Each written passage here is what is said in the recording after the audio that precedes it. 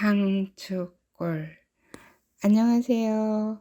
오늘은 김사도 요한의 환속 두 번째 날이에요.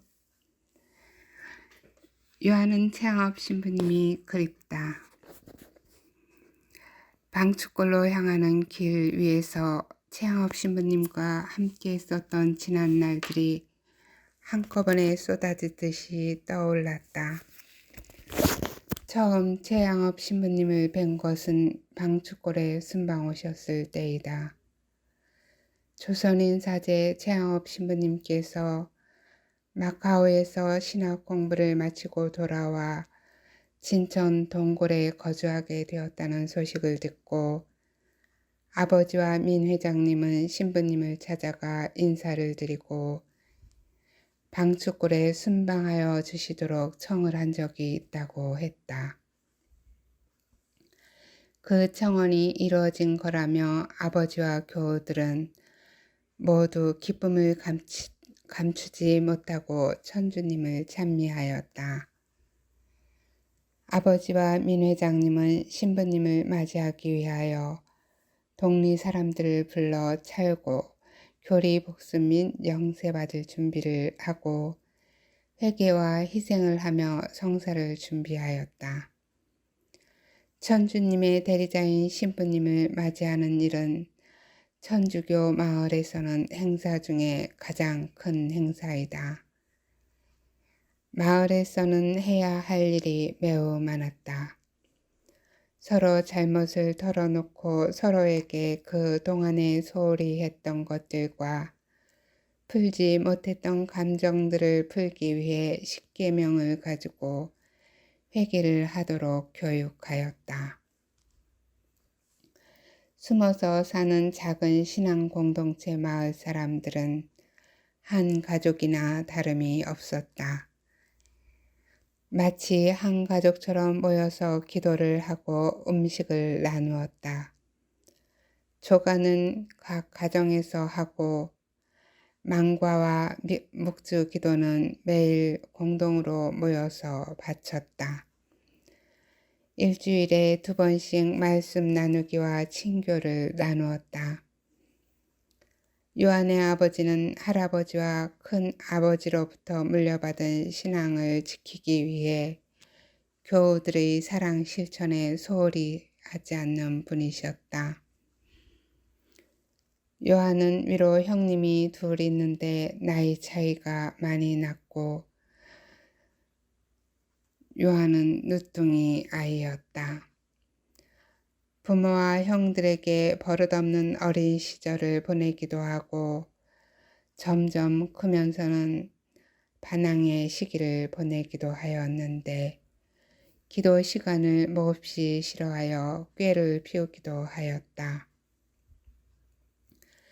새벽닭이 울면 무조건 일어나서 기도를 해야 하는 그 시간들이 요한에게 제일 힘에 겨웠다. 거기다가 아침 기도에 졸거나 딴짓을 하면 아침밥을 먹지 말라는 호령 소리가 지금도 귀에 쟁쟁하게 들리는 것만 같다. 요한은 형식적이고 습관적인 기도에 젖어 있었다. 기도 때는 거의 조는 때가 많았고 졸지 않을 때는 딴 생각에 빠져 있었다. 그때는 신앙에 대하여 절박하지 않았고 박해를 피해 거처를 옮겨 다니면서까지 신앙을 지켜야 하는 일도 이해하지 못했었다.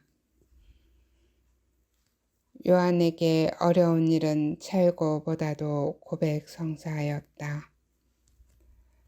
아버지는 나를 부르셨다. 요한아, 최양호 신부님이 순방 오시기 전에 십계명에 따라 천주님과 가족들, 친구들에게 잘못한 일들을 꼼꼼하게 살펴두었다가 고해를 하도록 하여라. 하며 아버지는 나를 따로 불러 당부하셨다. 이미 말씀하셔서 알고 있어요. 나는 퉁명스럽게 대답했다. 이미 아버지는 교우들과 가족들 앞에서 공표를 한 것인데도 불구하고 나를 따로 불러서 말씀하신다는 것은 부정적인 생각들과 반항적인 나를 너무나 잘 알고 계셨기 때문이었다. 아버지는 혹시나 성사를 보지 않겠다고 할까 봐서 걱정을 하고 계신지도 몰랐다. 아버지와 교우들은 주님을 모시기 위해서 9일 기도를 하기 시작하였고 신부님이 머무를 수 있는 방과 변소를 따로 만들기 시작하였다. 거룩하신 분이 거처하실 공간이 일반인이 쓰던 방이어서는 안 된다며 방을 새로 만들었다. 변소도 성모집행을 하시는 성스러운 분과 함께 쓸 수는 없다며 새로 만들었다. 둘째 형은 세례를 받아야 하는 아이들을 준비시키느라 바빴다. 원래는 나에게 맡겨진 일이었는데 나의 비뚤어진 행동이 불안하였는지 형에게로 그 임무가 맡겨졌다. 주님의 기도와 성모송, 사도신경은 수시로 하는 기도여서 따로 외우지 않아도 67살 위로의 아이들은 이미 암송하고 있다. 신덕송, 망덕송, 애덕송도 망과 때마다 하는 기도여서 따로 외울 필요는 없다. 그 외 대영광송과 십계명도 아이들이 줄줄 외우도록 교육시켰다. 6살 아래의 아이들은 발음도 정확지 않고 의미를 모르기 때문에 세례를 받을 수 있을지는 모르겠다. 둘째 형 파비아노는 아이들과 만나 미리 세례명을 결정해 두는 등 바빴다. 우리 마을에는 순방 오는 사제를 위해 공동으로 염소도 한 마리 키우고 있는 중이다. 부활이나 성탄도 이렇게 큰 축제처럼 느껴지지는 않았을 것이다. 그도 그럴 것이 새 사제가 없이는 아무리 큰 축일이라도 성사가 없으면 의미가 없는 것이었다. 그래서 교우들은 늘 배고픈 사람들처럼 영적인 굶주림에 허덕였다. 그러니 사제를 그리워하지 않을 수 없었다. 그렇게 사제를 그리워하며 지내는 교우들에게 사제의 순방 소식은 큰 기쁨이 아닐 수 없다. 더구나 최초 조선 신부를 맞이한다는 것은 보통 일이 아니었다. 숨어서 천주님을 모시며 사는 비밀 공동체인 방주골은 보이지 않게 분주하고 바빴다. 하느님의 종 조선인 사제가 순방을 온다는 큰 기쁨이 있기는 하지만 외인들이 알기라도 하면 큰일이므로 조심에 조심을 하면서 움직였다. 맹골은 넓은 평지에 작은 야산들이 하도 여럿이어서 가는 곳마다 골짜기로 되어 있다.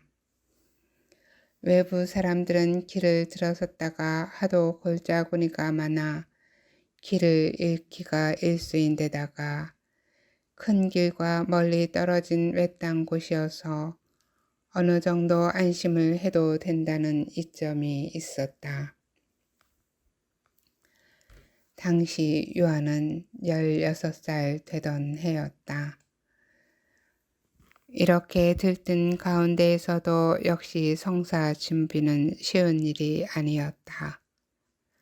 묘하게 얽힌 감정들을 풀기에는 꽤나 큰 용기가 필요했다.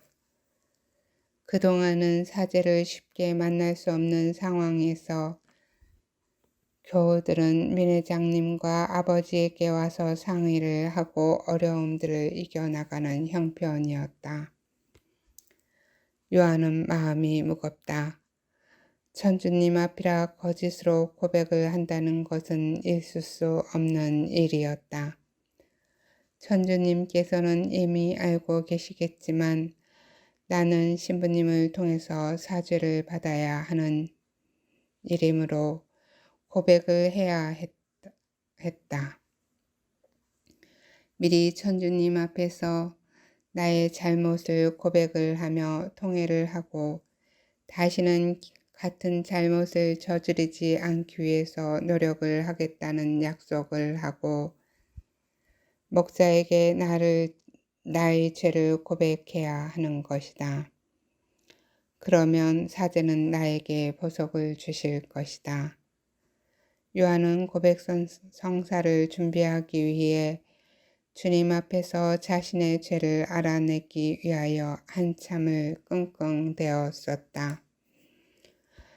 주님, 저는 신부님 앞에서 고백 성사를 봐야 하는 것이 겁이 나요.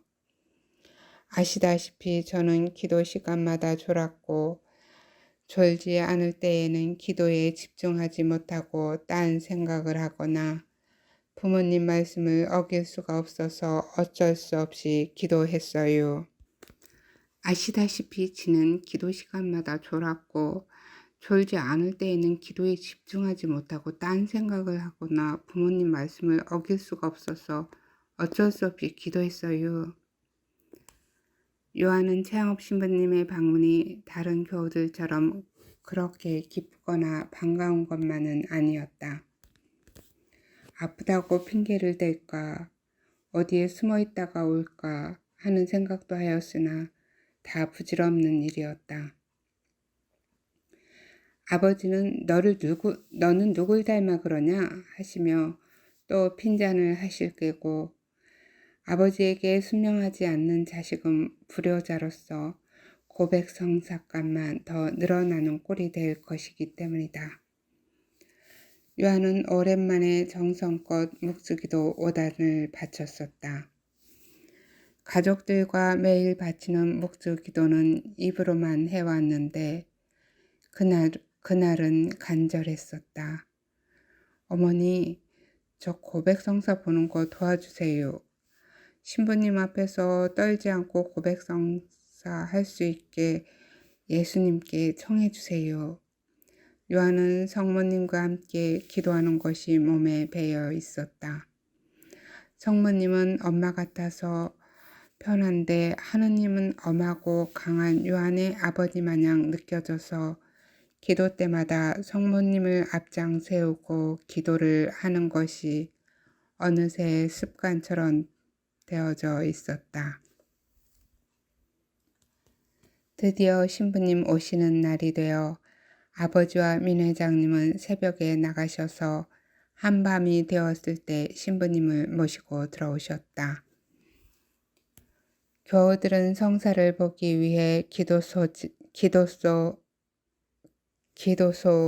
집 마당에 쭈그리고 앉아 땅만 쳐다보면서 차례를 기다리고 있는데 다들 얼굴이 무거워서인지 침묵마저도 매우 무겁게 느껴지는 것이었다.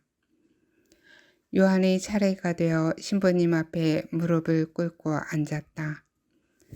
신부님께서 성호를 그으며 기도를 하시더니 대뜸 너 몇 살이나 되었느냐 하고 질문하셨다.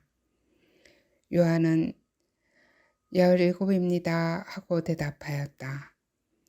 신부님은 수염을 쓸어내리며 요한을 바라보며 혼잣말로 어느 나라 말인지 이상한 말로 뭐라 하시더니 그래 무슨 죄를 지었는지 고백해 보거라 하며 성사의 임무를 수행해야 하는 것을 기억이라도 난 듯이 대뜸 죄를 물었다. 요한은 한참을 떠듬거리다가 그러니까 저는 천주님을 안 믿는 것 같아요 하고 말했다. 요한 자신도 생각지도 않은 말이어서 스스로 놀랐다. 천주님을 안 믿는데 여기서 못하고 있느냐? 외인들처럼 살면 위험하지도 않고 좋을 텐데 왜 여기에 있느냐? 그건 하고 한참을 떠듬거리다가 잘 모르겠어요 하고 대답했다. 뭘 모른다는 말이냐? 지가 천주님을 믿는 건지 안 믿는 건지 모르겠어요. 기도도 잘 안 되고 기도 때만 되면 졸기나 하고 딴 생각이나 하다가 언제나 기도가 끝날까 하는 생각을 해요. 몸은 커서 어른이 되었는데 영혼은 아직도 어린아이구나. 괜찮다. 지금도 늦지 않았다. 내가 부모 아래에서 편안한 모양이구나. 걱정을 말거라. 너의 영혼이 성장을 하고 있는 중인 걸로 여겨진다. 지금이 중요한 시기인 것 같구나. 잘 견디다 보면 더 크게 성장할 거다. 그런 부족함은 누구나 가지고 있고 따지고 보면 나도 마찬가지이다. 요한은 왠지 편안한 마음이 들어서 말을 하고 싶어진다. 그리고 지는 부모님이 하라고 하니까 어쩔 수 없이 기도할 때가 많아요. 숨어서 사는 것도 싫고요. 이름은 무엇이냐?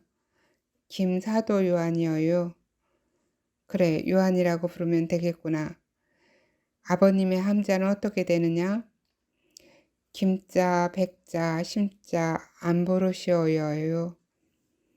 김백심 암브로시오 어른이 너희 부친이더냐? 야, 순교자 집안의 자손이었구나.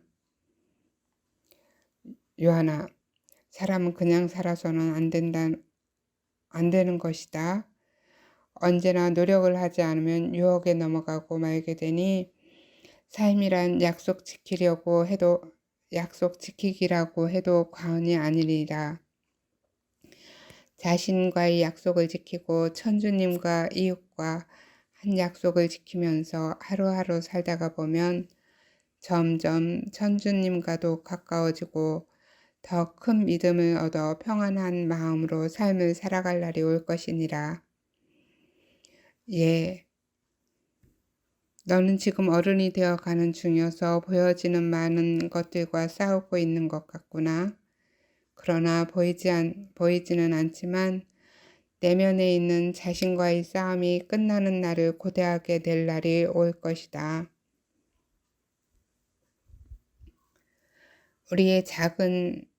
우리의 적은 밖에 있지 않고 내면에 있기 때문이란다. 적은 밖에 있지 않고 내면에 있다는 것을 절대 잊어서는 안 된다. 적을 밖에서 찾게 되면 삶은 실패로 끝날 것이기 때문이다. 예, 신부님. 삶을 약속 지키기라고 한 것이 무슨 뜻인지는 알아듣겠느냐? 요한은 당황하여 머리를 극적거리며 오물주물 대답을 하지 못했었다. 천주교인은 예수님의 이름으로 세례를 받으면서 천주님의 자녀로 살기 위해 죄를 피하고 천주님의 계명을 지키며 살겠다고 서약을 하였다. 천주님은 우리에게 서로 사랑하라는 계명을 주셨고 우리는 사랑의 계명을 지키기 위해 노력하지 않으면 안 되는 것이다. 사람은 긴 시간 속에서 관계를 가지고 살아가는 게 인생인데 우리 천주교 신자들은 그냥 인생을 살아가는 것이 아니고 더 귀한 인생을 살아가야 하는 것이다. 즉 천주님을 사랑하고 이웃을 사랑하며 그 관계 안에서 삶을 완성해 나가는 것이 인생인 것이다. 그러니 인생을 주어지는 대로 대충 헛되게 살지 말아라. 목표를 가지고 달릴 길을 최선을 다해서 뛰어라. 요한은 신부님의 말씀들에 가슴이 떨렸다. 숨이 멎을 것만 같았다. 그러나 한 가지 알아듣기 어려운 말이 있으니 약속 지키기라는 단어였다.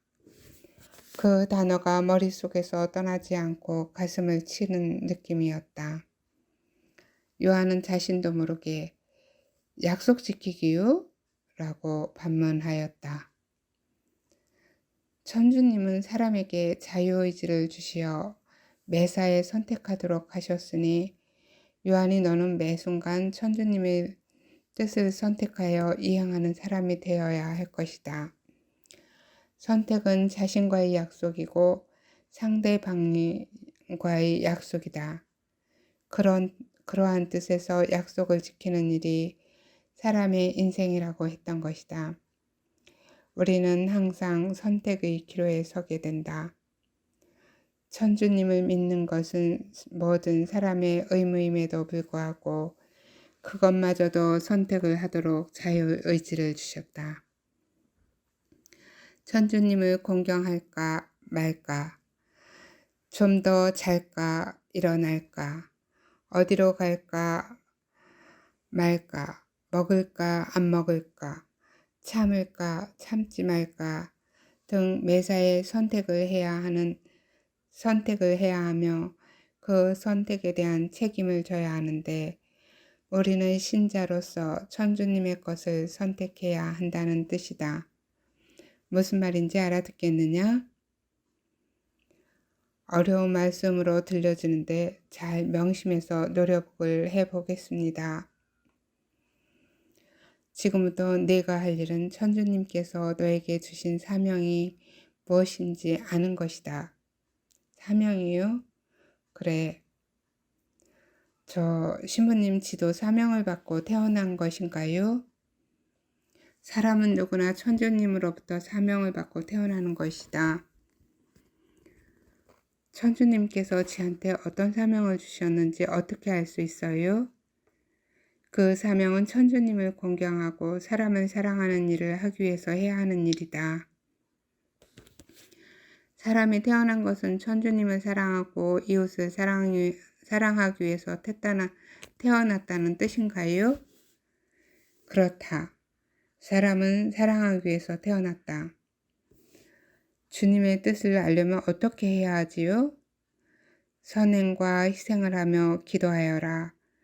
너희 기도와 힘만으로는 부족하니 성모 마리아와 성인들의 도움을 받아 기도하는 것이 매우 유리하다. 너희 조부로부터 물려받은 영서 몇 권이 있다고 들었다. 그 중에 묵상지장이란 책을 가지고 기도하기를 권고한다. 할 수 있거든 매일 그 책이 일러주는 대로 예수님의 말씀을 묵상한다면 큰 은총을 경험하게 되어 성덕으로 나아가게 될 것이다. 큰아버님께서 손수 필사해서 주신 묵상지장서가 있는디 요즘은 뜸하게 했구먼요. 그래, 너는 순교자 집안의 후손임을 자랑스럽게 여기고 기도에 전념하여라. 묵상지장을 가지고 한 달 동안 기도하는 것을 보석으로 줄 테니 천주님의 말씀을 깨닫고 부디 너희 바른 길을 찾기를 바란다. 최양업 신부님은 요한의 머리 위에 손을 얹고 제사함의 기도와 축복의 기도를 해주셨다. 우리 주 예수님의 이름으로 기도를 드리오니 천주님, 이 교우에게 자비를 베푸시어 그간의 모든 잘못을 용서하여 주시고 축복하여 주십시오. 저도 이 교우를 용서하는 바입니다. 이 교우를 용서하시는 천주님, 감사와 찬미를 드립니다. 이제 이 교우가 나가서 기쁘게 주님의 은총으로 살아가도록 축복하여 주시고 삶으로 복음을 드러내도록 복을 내려 주십시오. 신부님의 강복을 받은 요한은 아멘 하고 응답하였다. 신부님과의 면담과 성사를 끝내고 나오니 벅차도록 기뻤다. 요한은 아버지께로 당장 달려갔다. 아버지는 민 회장님을 도우며 미사 준비를 하고 계셨다. 아버지, 큰아버님이 지한테 선물로 주신 묵상지장서는 어디에 있어요? 왜 보석으로 묵상지장서를 익혀 기도를 하라고 하시더냐? 하고 아버지께서 물으셨다. 야, 민 회장님께서 옆에서 허허허 웃으셨다. 요한은 형님들에게 수학을 끝내면서 묵상 지장서를 옮겨 적는 것을 과제로 받은 적이 있었다. 요한은 책을 옮겨 적으면서 체험이 컸었다. 책을 옮겨 쓰는 일은 큰 은총이었다. 사실 요한은 그 책을 옮겨 적으면서 많은 부분들을 외우고 있는지도 모른다. 그렇지만 아버지나 형님들만큼 그렇게 열심히 하지는 못했다. 아버지는 아침 신공이 끝나고 나면 묵상 신공도 빠뜨리지 않고 하셨다. 가족들은 아버지가 들려주는 묵상 지장의 방법에 따라 성경 말씀을 듣고 침묵하면서 신공을 드려왔다. 그 책을 가지고 깨달음을 얻으라고 그렇게 말을 해도 안 듣더니 신부님께서 한 말씀 하시니 당장 실행을 하는구나. 아버지가 빙긋이 웃으시며 말씀하셨다. 옷장 속에 있으니 잘 간직하면서 정성껏 다루거라. 그 책은 천주님을 만나게 도와주는 책이니 조심하고. 알아요. 금방 성사를 보고 나왔는데 벌써 아버지의 잔소리에 짜증이 나는 자신의 마음을 보면서 속이 상했다. 대답을 하면서 조금 전에 들었던 신부님의 말씀을 떠올렸다. 진짜 적은 내면에 있다는 것과 그래서 싸움은 자신과 해야 한다는 이야기가 생각났다. 그러나 요한은 여전히 기뻤다. 한 번도 제대로 묵상 지장서의 지시대로 바르게 기도를 해보지를 못했었다.